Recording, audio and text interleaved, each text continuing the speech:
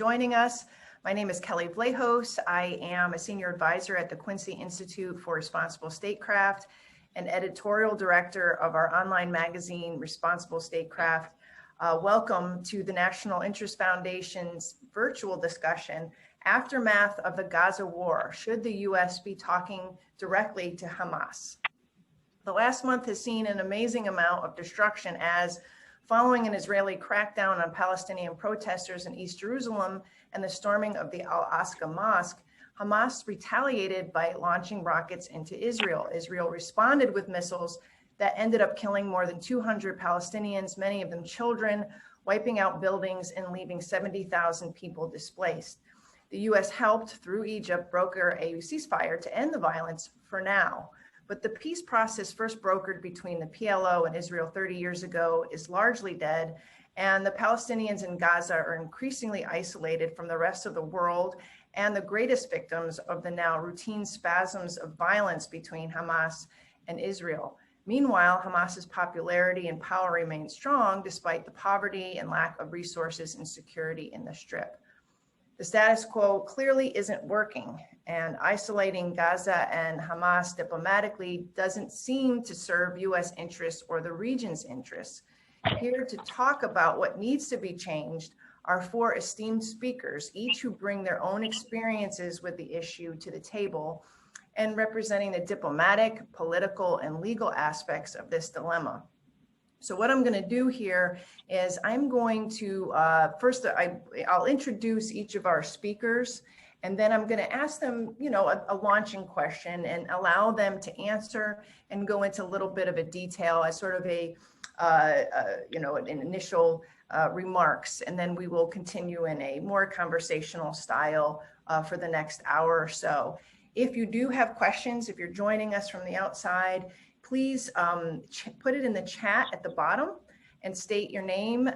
If you feel comfortable where your affiliation is, and we will use those questions to sort of facilitate the conversation as we go along.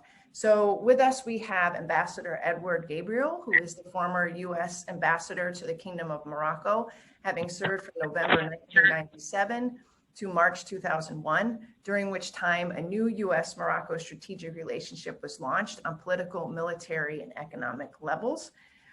Currently, he's president and CEO of the Gabriel Company, which advises American corporations, international entities on investments, strategies, and projects. He's the president and CEO of American Task Force on Lebanon, co-chairman of the American Schools of Tangier and Marrakech, chairman of the Moroccan American Center, and a member of the boards of the Arab American National Museum, the Arab American Institute, and the Keystone Center. We have Peter Beinart, professor of journalism and political science at the City University of New York. He's also editor-at-large of Jewish Currents, a CNN political commentator, a frequent contributor to the New York Times, and a non-resident fellow at the Foundation for Middle East Peace. He writes the Beinart Notebook newsletter and writes at Substack. And then we have Diana Buttu, Palestinian-Canadian lawyer and analyst based in Haifa. She's a former legal advisor to the PLO and Palestinian negotiators, part of the team that assisted in the successful litigation of Israel's separation wall before the International Court of Justice at The Hague in 2004. She maintains a law practice in Palestine, focusing on international human rights law. And we also are joined with Congressman Jim Moran. He is a former representative for Virginia, District 8. He's also the former mayor of Alexandria, Virginia. He served on the Appropriations, Foreign Affairs, Banking, Housing and Finance, and Government Reform and Oversights committees during his 12 terms in U.S. Congress. So welcome to everybody. Really just excited for this conversation. We got a lot of firepower on this. Peter, I'd like to move to you on the political angle and this whole idea that we don't talk to terrorists. I mean, this is a idea, or this is a threat politically that has hardened over many years, dating back to our own, global war on terror. I think it was in 2006 when Hamas took power that the Bush administration said we will no longer speak with them. We don't talk to terrorists. And this mantra obviously has made even the idea of direct talks with Hamas pretty radioactive in Washington. But yet nothing has changed in terms of what's going on the ground there. Isn't it time that the U.S. took a different approach? And how do we change the mindset of our political leaders here in Washington so that they don't feel the pressure of that whole GWAT mindset of not talking to terrorists? Thanks. By the way, in the name of self-promotion, I'm just going to put the link to my newsletter in the chat. My apologies. Well, yeah, and I think to just echo something that Congressman Moran said, conceptually, at least, there should be an opportunity in the fact that the United States actually has been talking to the Taliban, right? So that was actually a pretty big conceptual break with the whole idea that that we don't talk to terrorists in our quote unquote war on terror, right? Because actually what happened was we found ourselves in a really deep hole in Afghanistan, and by a bipartisan basis, people recognized the only possible way we had to get out of it was to try to get the Taliban to come to some agreement with us. So it just showed that actually when push comes to shove and the United States has real interests at stake, we will negotiate even with the group that was hosting Osama bin Laden when Al-Qaeda attacked the United States. And so it seems to me hard to make a conceptual argument that suggests that there's a reason to talk to the Taliban but not to Hamas. I mean, I should say, to make it, maybe it's self-evident, I find Hamas's ideology kind of deeply opposed to the principles that I believe in. It's an illiberal Islamist movement with views about the rights of women and the rights of LGBT people, and it's targeted civilians in ways that have affected me personally, since a friend of mine was killed in a Hamas bus bombing, and I don't approve of the tactics that they use to oppose the oppression that Palestinians face. But first of all, as Congressman Moran said, the United States and Israel are already essentially communicating indirectly with Hamas, right? Every time there's some kind of conflict, whether it's through Egypt or Qatar or whoever, basically there has to be a kind of communication, right, in order to end the conflict. So if you're talking indirectly already, because you have to deal with, because the truth is, even for the most hard-nosed realpolitik position, Israel has no alternative in Gaza. Right? Israel cannot occupy Gaza. It can't bring the Palestinian Authority into Gaza, even if it would like to. So essentially it's dealing with Hamas anyway. So I don't really see why there's any particular big difference between the idea of dealing indirectly and dealing directly. And people will say, well, that legitimizes Hamas.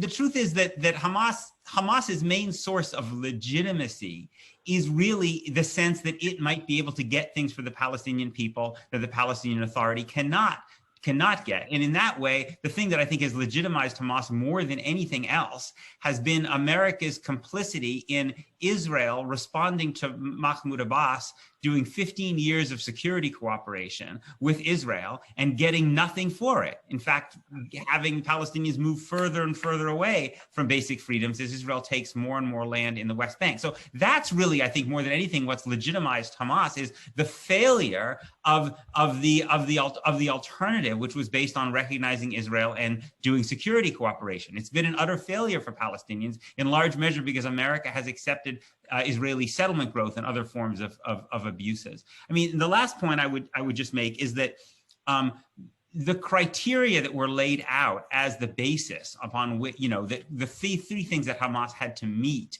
in order for the U.S. to deal with it are so disconnected from reality, several of them at this point, right? One of them was that they would respect past agreements, right? The Oslo process, which the Israeli government doesn't accept. It's completely a dead letter at this point. The second is that they would accept the two-state solution, but the Israeli government pretty explicitly has not supported the two-state solution in the Netanyahu era. Certainly, Naftali Bennett could not be more clear about it, right? So on what basis do you say we're not going to deal with Hamas because it doesn't accept the idea of two states when you have Naftali Bennett as prime minister? It seems to me that the whole notion that existed in terms of America's relations with PLO was based on the idea that we essentially were going to try to incentivize them through saying, we want you to recognize Israel in order to be able to being willing to deal with you. Whether or not that was the right strategy or not in the 1980s, it really only makes sense in the context of the possibility of a two-state solution.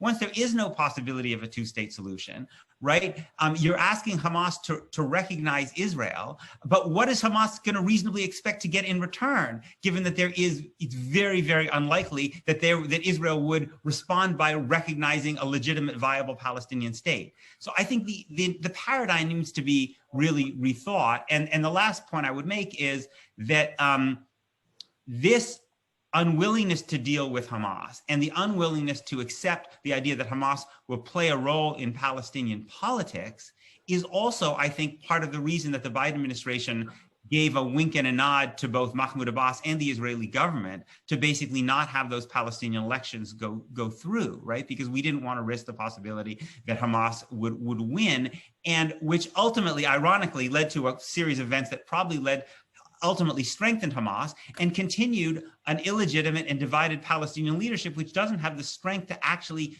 do anything really on behalf of the Palestinian people. So it was an example of how the unwillingness to deal with Hamas actually, I think, can set in motion a whole series of really negative events that hurt Israelis and, of course, particularly hurt Palestinians.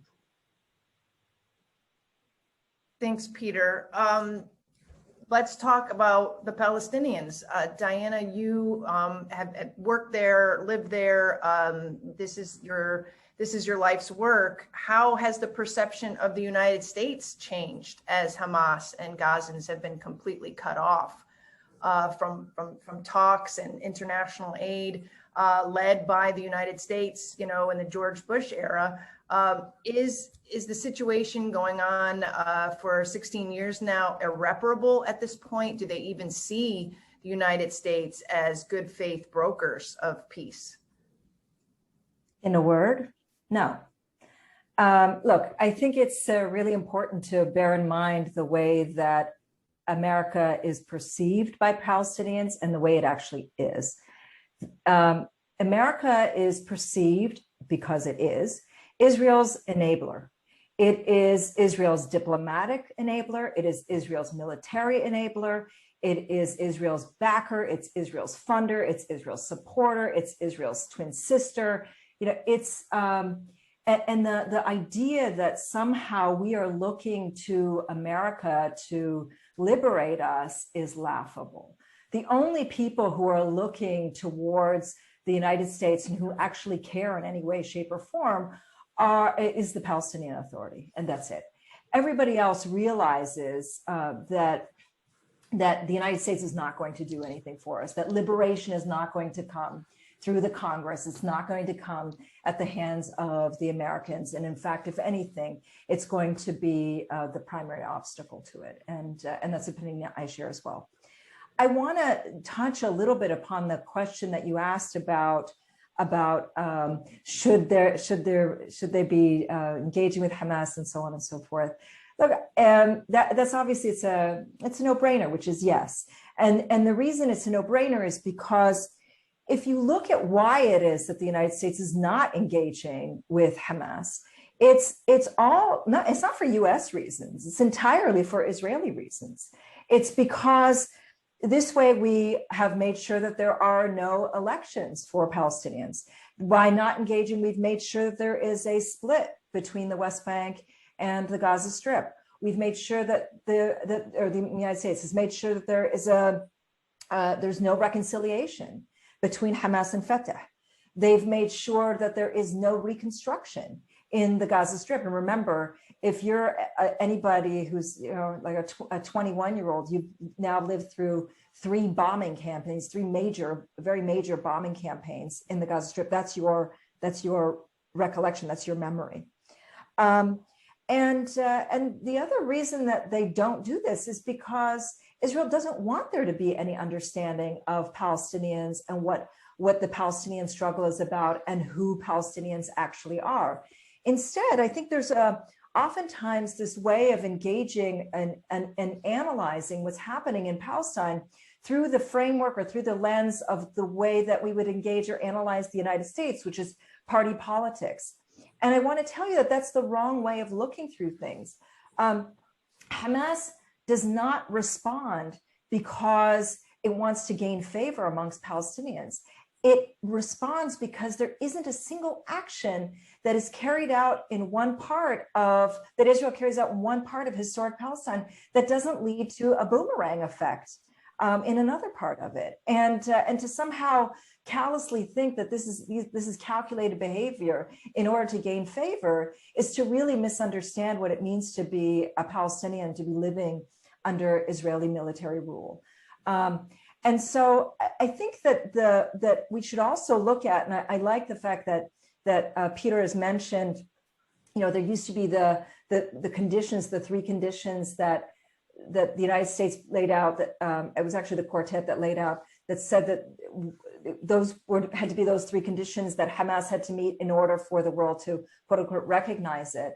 And the three conditions were, one, recognize past agreements, being the Oslo process. And as Peter rightfully points out, Israel's never, it's not just the Netanyahu era, they've never recognized Oslo. In fact, Ariel Sharon came out in 2001 when he was first elected and said, Oslo is now dead. The second condition was that Hamas recognize Israel. Well, I don't know if you know, I'm sure everybody knows this, but Israel's never recognized Palestine. In fact, it's done everything in its power to make sure that Palestine never exists. Whereas we have had one strand of our political movement actually recognizing Israel. And the third, of course, is recognizing this two-state solution.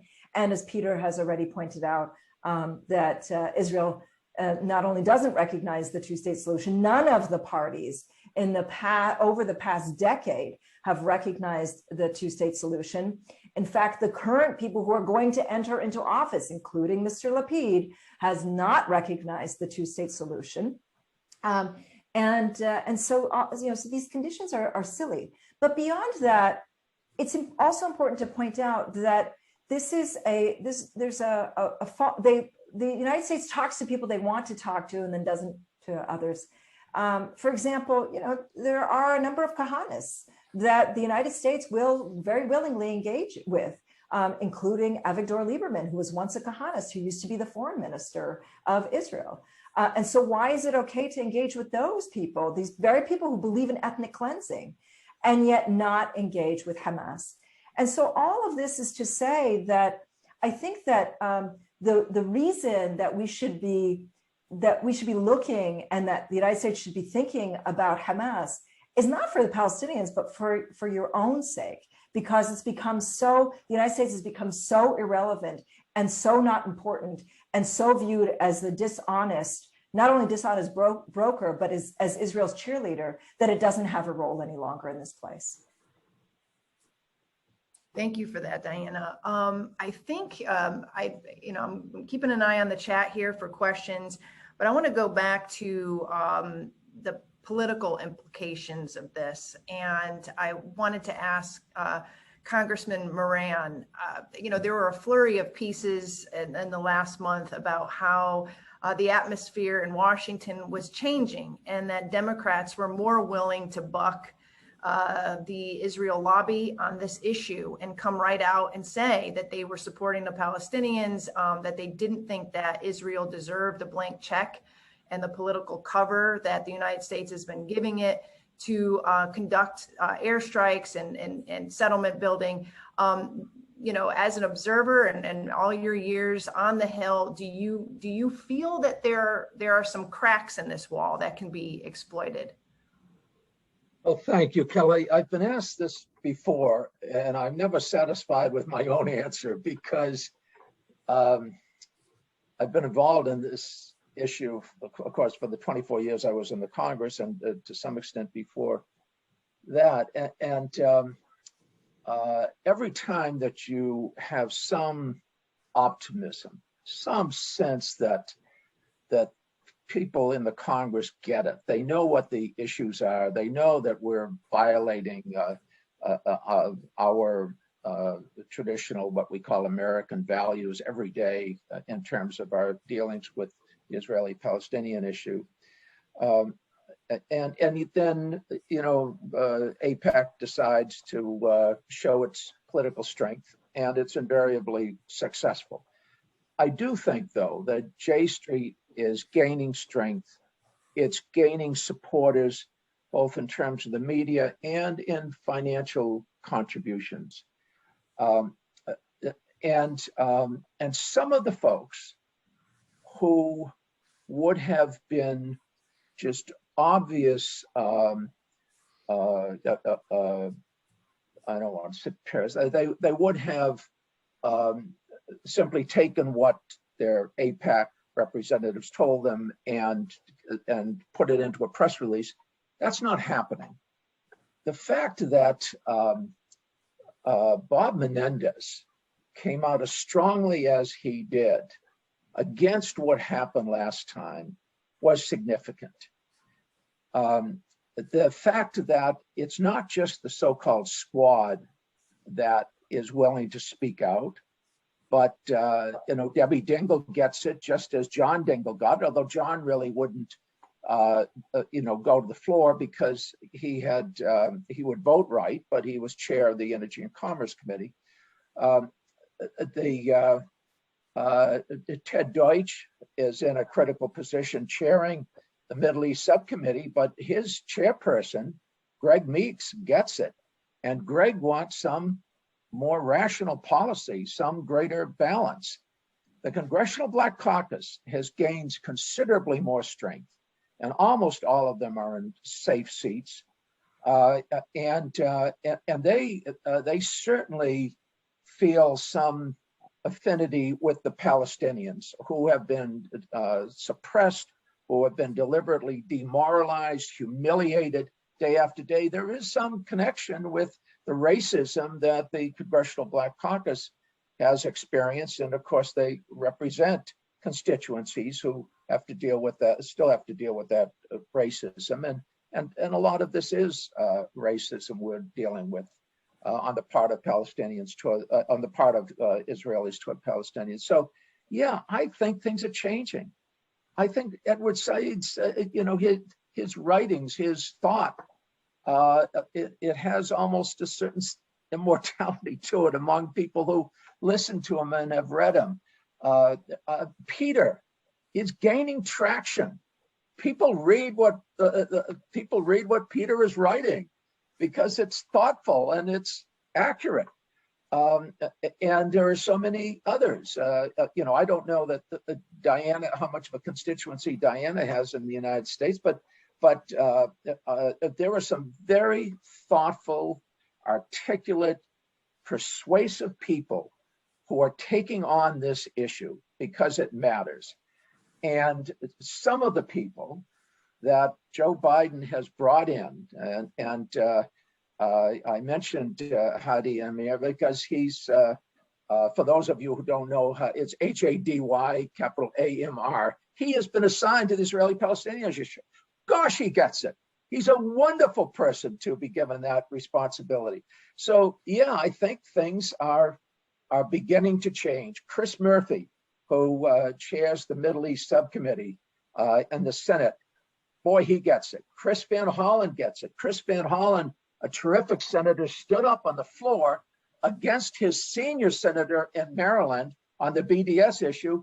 And he says, this is suppressing freedom of speech. This is wrong. So we're getting some of the real leaders, some of the genuine statespeople. It's a younger generation, but we're getting them to take on this issue and they're making a difference. So yes, I think things are changing. And I'll say one other thing. We're going to have to give some credit to Donald Trump and Bibi Netanyahu for the attitude of the Democratic Party, because they did everything to divorce themselves from the principles of the Democratic Party and from any of the leadership.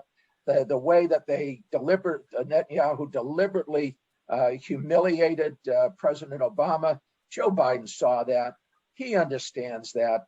If Netanyahu had stayed in office, it probably would have helped the Democrats more, and it actually probably would have helped Hamas more. But the fact that Trump was so comfortable with the Likud government and the Israeli right-wing position, I think has made an impact on the Democratic Party, and I think they're more representative of where the United States is going on this issue, frankly. Absolutely. And Peter, would you like to add anything to that? Because I know that you have been writing about this issue for a long time now, but you were one of the lone voices really out there where people said, look at what Peter's writing. He's so brave to get out there, because there was a time when you didn't write about this issue as a journalist with any strong point of view against Israel or criticizing Israel policies. Where do you think this is coming from? How do you feel that the media and the journalistic community, do you think you're seeing any changes there? And what is your take on whether or not this might translate into actual action? Will Congress, for example, be able to sort of revisit the aid, the $3.8 billion it gives Israel every year, or is this mostly symbolic? Some of these criticisms that we're seeing, and not, they won't be substantive.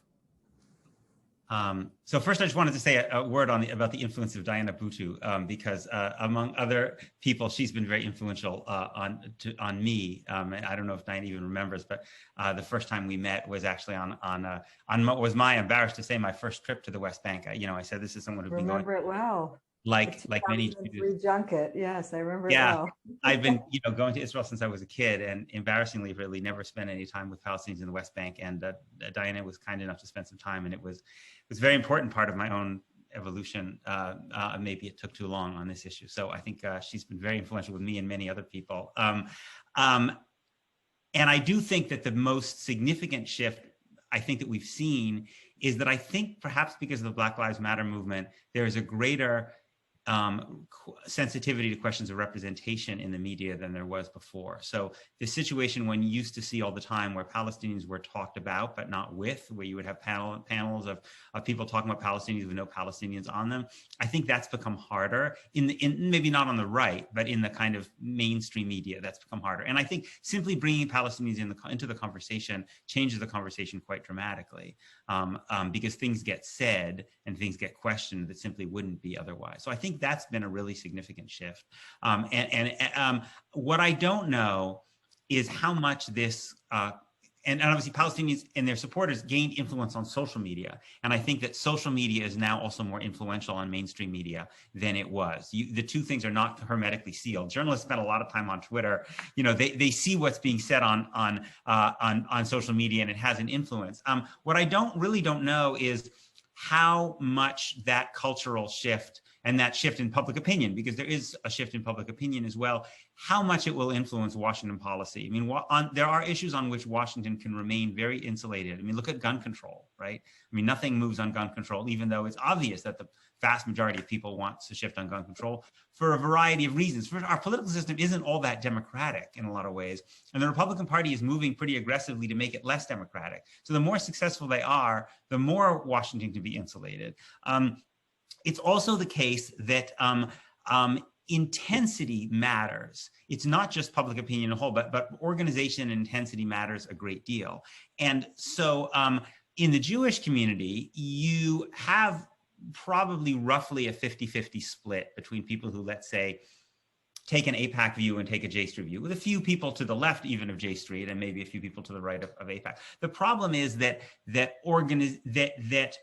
people on the right tend to prioritize the issue more because they're tribalists, they're not universalists. So they're not splitting their time between this issue and climate change and healthcare. They're focused on this issue. And when one thinks about the potential impact of Black Americans, which I think is potentially game-changing, the question for me is not the question of where public opinion is. The question is given how many other issues Black Americans have to deal with, how pressing their concerns are and the things that their members of Congress have to deal with, can they afford to prioritize this issue?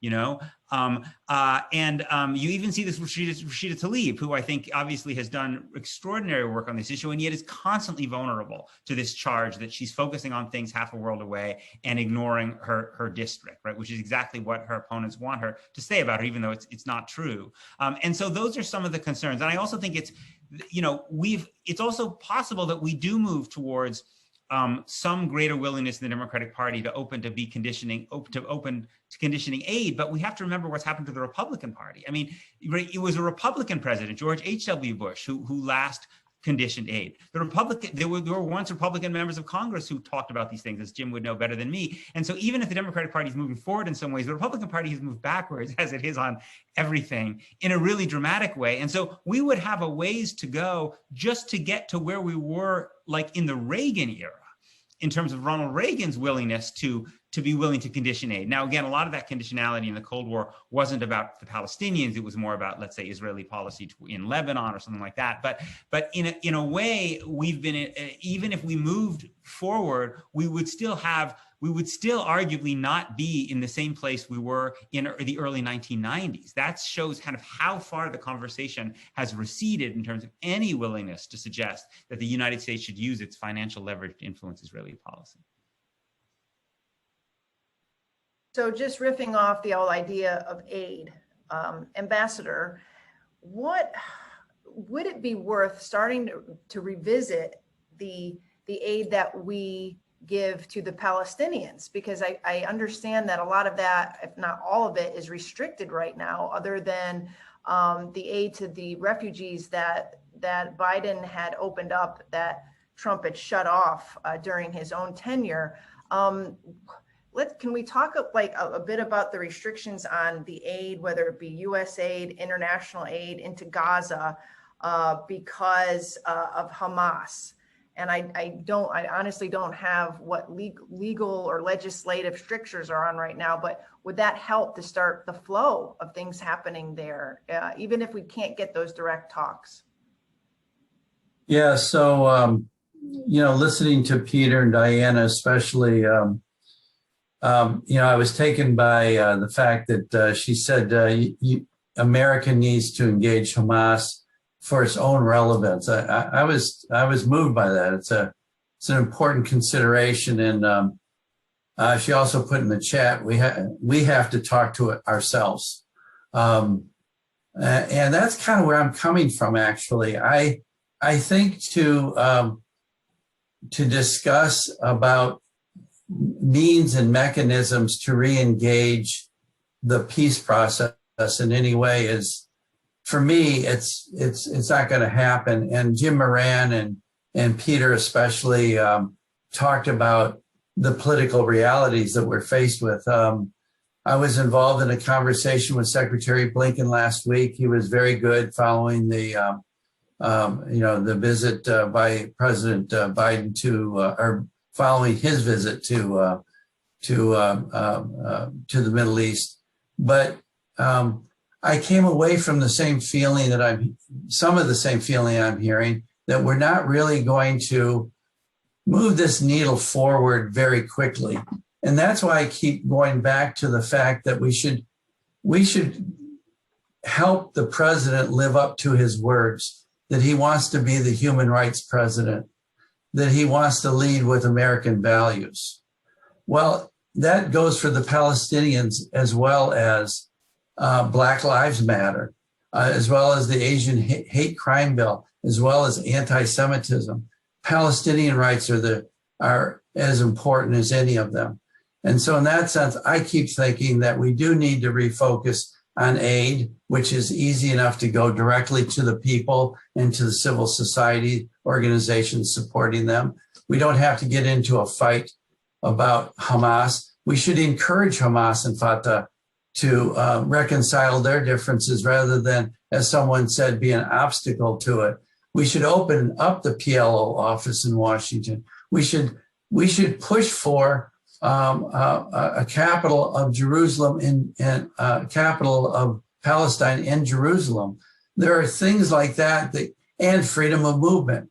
And those kinds of things I think are most important.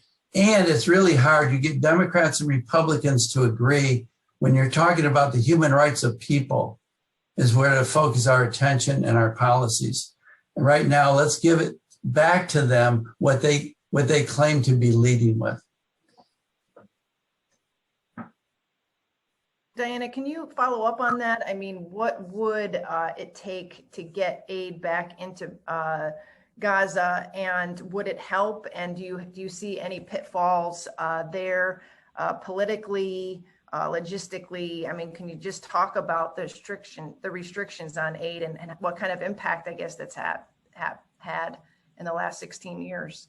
Yeah, so there's been a blockade and siege in effect on the Gaza Strip, intensified over the course of the past 16 years, but it's actually been in place since the early 1990s, since I think it was 1994. And the reason that I say that early 90s was because that was when, in the aftermath of the Gulf War, that the Gaza Strip was then cut off, and Palestinians needed something called an exit permit to be able to leave the Gaza Strip. And that was when we saw the policies of putting restrictions on imports and exports into the Gaza Strip. It was intensified. And I used to live in Gaza. I lived in the Gaza Strip, actually, most unfortunately, one of the buildings that Israel bombed just a month ago. I lived in Burj Haredi. I lived there during the period of 2005, 2006, at the time when the last general Palestinian elections took place, which was in January of 2006, and those were the elections that Hamas won. And I can tell you that from that time onward, there had always been a form, as I said, of closure, but that's when everything became intensified to the point where I remember standing in line to be able to get bread. I remember that we had chronic dairy shortages, and that families were really scrambling and having a hard time. It's gotten obviously worse during that period because there have been three major bombing campaigns: 2008, 2009, 2014. Then, of course, the Great Return March, in which we saw hundreds of Palestinians gunned down, and then, of course, the most recent one in 2021. And what that has meant is that throughout that period, it has been virtually impossible to bring in reconstruction materials, to the point where even prior to this bombing campaign in 2021, the United Nations a few years back said that the Gaza Strip was going to be unlivable. One of the major reasons that they indicated that the Gaza Strip would be unlivable, and it is unlivable, is because of the infrastructure that has been completely decimated. Everything from an improper water infrastructure that has left more than 90% of the water undrinkable, to a sewage system where you have in certain places open sewage that is flowing because it has been impossible. The Israelis have put in restrictions on what can be imported and what can't be. To then rubble, clearing out rubble is not just a question of bringing a shovel; it actually has to be put somewhere. And we've seen these pile up of rubble with all of the materials that, as you know, if it's not disposed of properly, can lead to massive hazard and waste. To then the restrictions on what they call dual use, things that Israel has unilaterally labeled as being dual use, meaning that although it's labeled as construction or otherwise, that somehow it can be turned into something else. And so under this dual use framework, we saw everything from newspapers not allowed in, to books not allowed in, to school supplies not allowed in, because many things were labeled as being dual use. So here we are in the year 2021. The Gaza Strip still has not healed from the bombing campaign of 2014. In the midst of a pandemic, and we have the U.S. This administration speaking the same way the Obama administration did, which is by saying that the only way that they're going to allow reconstruction materials in is if it's done through the Palestinian Authority. Now, it's important to bear in mind the Palestinian Authority has not been in the Gaza Strip since 2006, and so the idea that somehow the United States is somehow going to implant somebody who spent spent all of his time in the West Bank, and not just spent his time in the West Bank, but has actively put pressure on the Gaza Strip and put sanctions on the Gaza Strip. I'm talking about Mahmoud Abbas. To somehow think that he's going to be welcomed into the Gaza Strip is to really fundamentally lack any understanding of what it means to be a Palestinian and what it means to be living in the Gaza Strip. But this is the current framework. They've tried. There have been attempts in the past to try frameworks to go around the Hamas government. So, for example, in 2005, there was an attempt to go around them. There was again another attempt in 2006. There was again another attempt in 2014 with what was called the Gaza Reconstruction Mechanism. And each one of these attempts has failed, because at the end of the day, reconstruction just can't happen in a vacuum. You actually need systems. You need an entire machinery to make sure that stuff gets in, that Israel's held accountable, that the equipment is going where it needs to go in, that it's not just being done in a piecemeal fashion where you get some materials in some days and not other materials other days. Plus, being able to bring in the necessary experts that are able to do all of this work. I, for one, I've not been able to enter in. I used to live there, and I'm not able to enter in since 2006. So all of these things there's been an attempt to really isolate, divide, and make sure that the Gaza Strip is effectively thrown into the sea. And unless these policies are changed, unless we actually see that the United States steps away from this framework and says, we understand that there are things that need to be done, and we want to be part of the solution, not be part of the problem, then once again, as I mentioned, it's just going to be that the United States shows just how irrelevant it is. The bigger problem for us as Palestinians is that everybody is waiting on the United States. Europe is waiting on the United States to make a move. And without seeing any moves on the part of the US, Palestinians, unfortunately, in the Gaza Strip are left waiting, and left waiting in very dire conditions, with all of this trauma, visual trauma still surrounding them. So it sounds like even if Washington gets to a place where it's decided that it wants to create a pipeline of aid to Gaza, and it enjoins the international community on that, it would still have to put pressure on the Israeli government to allow that aid to get in, and in an effective manner, like you described. So it's not just a bilateral opening of talks. We're talking, it has to have Israeli buy-in. There's a massive pressure. When you can't, people can't get into Gaza. People can't get out of Gaza. As I'm sure you know, representatives of Congress are not allowed in. Palestinians are not allowed out. Palestinians from the West Bank need specialized permits to be able to go in, and only those who are linked to humanitarian organizations are allowed to get in and out. I mean, it's when you reduce your life, as the United States and Israel have, into what is just the bare minimum to stay alive. That's not I don't think any of us really want to have that type of life. You don't count your lives. We've all been living in this pandemic now for a little bit over a year. And, one thing that I think all of us are waiting for is to have that normalized human contact once again. And you can imagine in the Gaza Strip where there is no normalized human contact, because they haven't been able to see friends and family who are just, a few kilometers away, simply because Israel doesn't allow that to happen.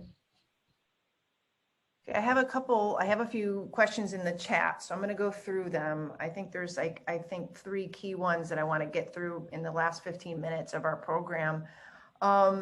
There's a question here from Ray Okla to the Congressman, Ambassador, and Peter, if I don't know who wants to take it. But he says some so-called American allies in the Middle East by boycotting Hamas have pushed it more closer to Iran and even the regime of Bashar al-Assad. By doing that, do you think they are in reality making things more difficult for the U.S.? And what can the U.S. do about that? So pushing Hamas closer to Iran, is that a concern? I don't know who wants to take that one. Well, I'm happy to throw out some comments while my co-panelists here think of more thoughtful responses. I'll take a couple of minutes to let them do that. It depends on who you're talking about. Qatar, for example, has been trying to put money into Gaza reconstruction. Relevant to the last discussion that Diana had, which I thought was extraordinarily compelling and something that far more Americans should be aware of. But they can't put money into the Gaza Strip unless Israel approves it, approves what it's going to be used for, and releases the money. And of course, one of the issues right now is that the Gaza money, the money that Qatar wants to put into Gaza, is being held up by Israel. So that answers that. And I should also say, in terms of limiting foreign aid from the United States to Palestine, to Israel, it's going to be very difficult because the American defense firms get a lot of that in a ricochet. Israel is committed to purchasing American military products with some of that. And then, of course, it also determines how much money goes to Egypt and Jordan. So they've figured out how to structure that aid so that it's going to be very difficult to reduce it, no matter how compelling the reasons. And now, in terms of the other Arab countries, obviously the UAE and particularly the MBS, so MBZ and MBS, if you will, in many ways, you can make an argument that they've thrown the Palestinians under the bus for better relations with the United States and with Israel, and for more investment into their countries. Those must be the countries that you're talking about being, in effect, moving Hamas more into Iran's camp. But bear in mind that the Hamas is very much a Sunni sectarian organization. Similar to Hezbollah being very much a Shia organization. So I think that's overstated. I don't see. I mean, Hamas is going to take whatever help it can get from wherever it can get it, but I don't think that's the most compelling reason to be talking or trying to work out something with Hamas. And incidentally, they are the legitimately elected organization in the Gaza Strip. Now, granted, there were two rival Fatah groups, but the fact is, if you believe in democracy, which is supposed to be one of our American values, Hamas was the beneficiary of a democratic election. Ambassador Peter, do you want to weigh in on that, or? I don't have anything to add to what Jim just said on the specific question, but I just, in listening to all of this and thinking about the reality of the situation and the lobby that exists and the challenges that we have, I think it's really incumbent upon us to really change the focus of how we address the United States government and Congress. And we have to speak, in some ways, their language, which I keep bringing up. But we've got to let them know that they're not fulfilling American values by strangling Palestinian people. And they've got to push specific steps to allow Israel to allow mechanisms forward on funding. This is about speaking to American policymakers and the president on U.S. values and how you present our arguments to them in their own language and making some of these small steps. But I think to say that talking to Hamas right now is going to happen, I don't see it.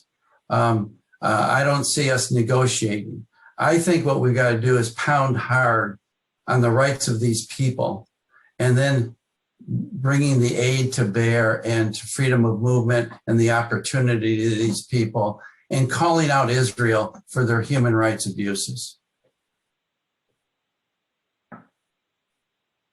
Peter, do you want to add to that, or I can move on with another question for you? Sure, feel free. Okay, I have a question. I don't know how you want to answer it, but it was directed to you in the chat. I don't know if you saw it. It was about the idea of a one-state solution. Is that still alive? Is there a movement even on both sides for that direction to go in? And I have another question here. Well, do you want to tackle that one first, or? You know, it's hard in this climate to talk about solutions, period, political solutions, because we're so far away from any solution that would give Palestinians basic rights. But I think what we are seeing a shift towards, and it's a shift, I think, led by Palestinian activists and intellectuals, but I think it's gaining steam more generally, is a conversation about rights and about freedom, and to move away from, and a conversation which in many ways is less about how many states there are, and really more about the character of those states. And I think that one of the things that we need to really always try to do, and I think Diana did so beautifully, but is often so missing, is to center human beings in these conversations. I always, again, in my community, the Jewish community, there's this constant language of, doesn't Israel have the right to exist as a Jewish state? Well, actually, the Torah doesn't talk about the rights of states to exist. It talks about the rights of human beings to exist, right? So it seems to me, there's this constant move in the political conversation to always turn the conversation away from the lived reality of people who lack basic rights, to turn it to a whole series of other questions, political machinations, what motivations do you have for taking this position or another? But it seems to me, once you center the lives of ordinary people and look at, and simply ask yourself, would you want to live as this person does? Do you believe this person has the basic rights necessary to live a dignified life? Then I think it changes the conversation. And it leads us into conversations that we're not really having yet, because and they're politically perilous, but I think are important conversations. So we are in this struggle in the United States between one vision of the United States, which aspires towards the United States being a multiracial, multi-religious, multi-ethnic democracy, in which historic hierarchies are challenged, and we move towards equality under the law. And another vision which essentially wants to reinforce those hierarchies and exclusions, and has a kind of notion of a kind of white Christian America. And by the way, nobody is more threatened by that vision of a white Christian America than our American Jews. And in Israel, in somewhat different ways, you have also a struggle between, and this is the term that B'Tselem used, and it's a controversial term, but I think it has some conceptual value, which is the term Jewish supremacy, right? Which is the idea of a state that gives Jews rights that it does not give to Palestinians in across the entire territory between the Mediterranean and the Jordan, and the idea of a vision of equality under the law, the basic principle that we are struggling for in our country. That doesn't mean that the political system would be identical in Israel-Palestine. It's a binational state. America is not a binational state. There are, of course, differences in every society, but the basic fundamental question, which is really a global struggle now, really, in many ways, across the world, from India to Brazil to Hungary, across the world, which is basically between the idea of societies that aspire to equality under law and societies that privilege and give supremacy to one ethnic, religious, or racial group, is what we're seeing in Israel-Palestine as well. And I think that in a lot of ways, the fate of our policy towards Israel-Palestine will rest in large measure on what the fate of that struggle is inside the United States. Kelley, may I just answer the question on one state with a question to Diana? I'm very curious to know if the argument of calling for a one-state solution by the Palestinians wouldn't be a good tactical, if not strategic, move. I've often wondered why they haven't coalesced around the one-state solution. It could be tactical to scare the Israelis, if they're smart enough to see what that would lead to, or it could be strategic in that sense. What do you think about that? So I think it's a little bit I think I want to shape it just a little bit differently. Look, there are a lot of groups and there are a lot of people who are talking about one state.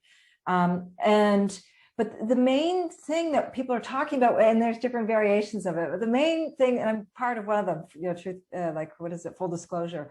But what we talk about one state is not about the number of states, but the idea of decolonization and moving it away from a state that has colonized another, where there is an idea of supremacy and superior rights and an ethnic cleansing process, but to one where we value human life and we look to refugees as being such a vital element and component of our state that we actually want them to return, not viewing them as a problem, but viewing them as wouldn't you want an essential part of your polity to be coming home? And so this is where we come from, the angle that we come at it from when I talk about one state. In the past, there used to be a lot of talk in the same way, Ed, that you mentioned about tactical versus strategic, but the conversation has really shifted beyond that, because the tactical part of it is, I just don't really care to engage in those politics any longer. I talk about one state because I fundamentally believe in it. I talk about one state because I fundamentally want to see one state. I want to see a decolonized one state where we aren't looking at people as problems, but as part of our essential country, our essential being, our essential entity.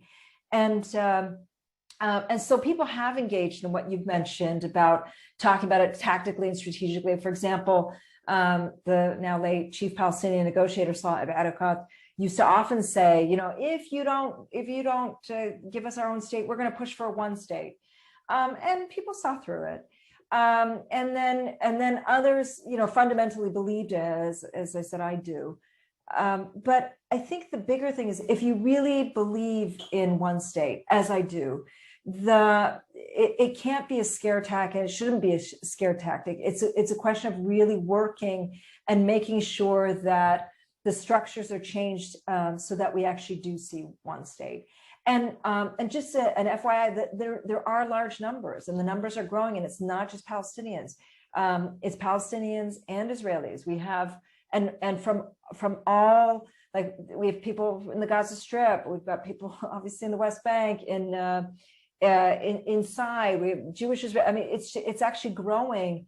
And one thing that this latest attack showed us is that people are seeing that what is current is not working, and that if we want to really have something much more comprehensive, we have to start having that conversation about the Nakba. We have to have that conversation about what it means to be a Palestinian living in this state. And we deeply have to start changing the system. And incidentally, as part of this group that I belong to, we've actually seen our membership skyrocket as a result of all of this, because people are genuinely interested and want to see that there is some deep change, and they want to see this place become decolonized. And the numbers are growing. Thank you so much. Did anybody have any closing? We have like no time left, but I don't want to abrogate any final thoughts. Anybody? Congressman? Well, I'll make some final comments. I know that we're out of time, but I do think it's imperative for the United States to consider the long-term vision here. What is the Israeli-Palestinian situation going to look like in another couple of decades? You're going to have more Palestinians than Israelis living on less land, really uninhabitable land. Do we really want to back a religious state, which seems wholly counter to everything our Constitution and Bill of Rights believes in? We don't believe in religious states. We believe in freedom of religion for the residents of every country. So, one alternative, which seems, if we don't pivot and change our policy, is this vast reservation, as I don't know, one of my colleagues. I mean, it's going to be an outdoor prison where Palestinians live in abject poverty, similar to what many of our Indian tribes live in today. We don't want that. I don't think we want to back a religious state. I don't think we want to buy into what Christian evangelicals believe in, this weird day of judgment theory. I think we have to seize the reins and have a vision for what it's going to look like in 20 or 30 years and be guided by that vision. That vision ought to be consistent with the universal values which we purport to ascribe to. Thank you. Thank you. And with that, I wanted to just bring in Khaled Safuri for some closing remarks. And thank you, Khaled, for allowing me to moderate this wonderful conversation for the foundation. Thank you, Kelley. I have to run. I'm very, very sorry. I have a hard stop. Peter, so much. I just want to thank you, Peter, for being with us. Thank you. Thank you. Thank you, Ambassador Ed Gabriel. Thank you very much for making the time for this rich and great discussion. Dan, thank you very much. And we know the time is like 7 hours ahead of us. I would like to see you when you're in town. I think most of the crowd is based in DC. Peter is in New York, but thank you for this rich discussion. Congressman Jim Moran was supposed to leave at 12:30. Thank you for staying extra time with us. Thank you again, and we'd like to see you again, another discussion. Thank you, Howard. Good day, please. Thank you, everybody. Bye. Thank you. Thank you. Very good. Thank you. Great to see you all. It was great to be on with Ed and Diana. Thank you, Kelley, for managing Thanks this. for inviting me, Howard. Thank you. Thank you. Bye. Okay, take care. An honor. It was an honor.